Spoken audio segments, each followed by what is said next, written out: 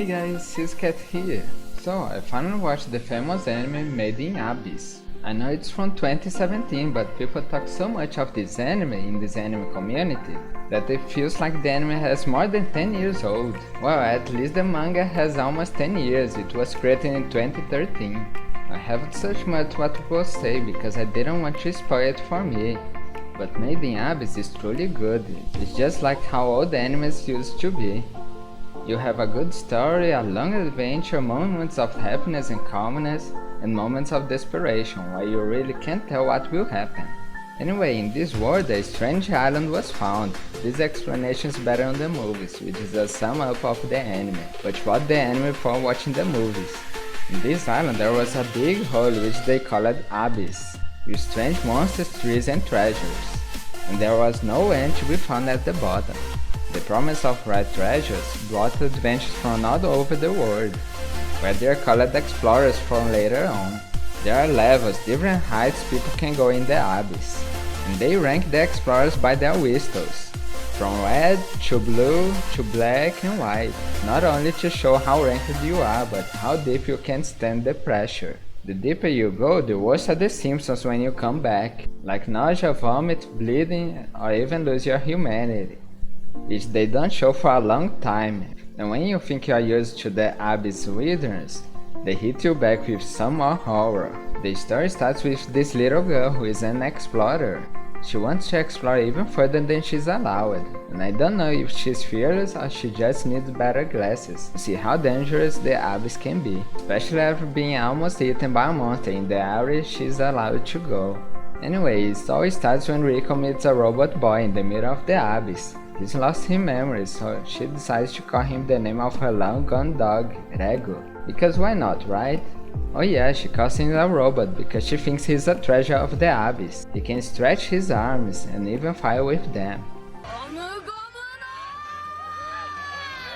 But he still has that thing, so I'm not so sure if he's really a robot, and you'll see why later.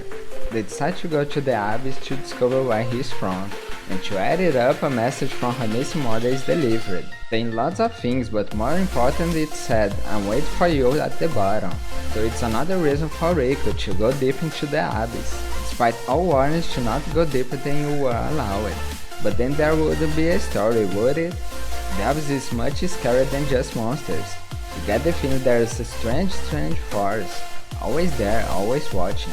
And along the beautiful landscapes, forests, waterfalls, upside down trees, there are a lot of different environments that you forget just for a single moment how dangerous this place is until it gets back to you. And I really wish I could show more of the desperations they go through, but I really don't want to spoil how surprised you get with this anime. And you can think just like I thought at first. It's just a little girl, she won't be able to do anything. How is she going to survive in the abyss? エビのようにピクピク痙攣して豚の餌にでもなりたいのか Is the anime so cliché that she will keep getting lucky?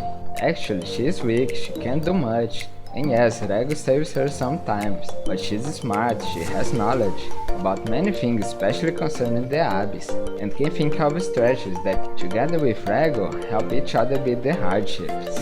Make the anime much more interesting, so they gradually grow their bond, realizing they depend on each other, and that's how they can go so far and keep going.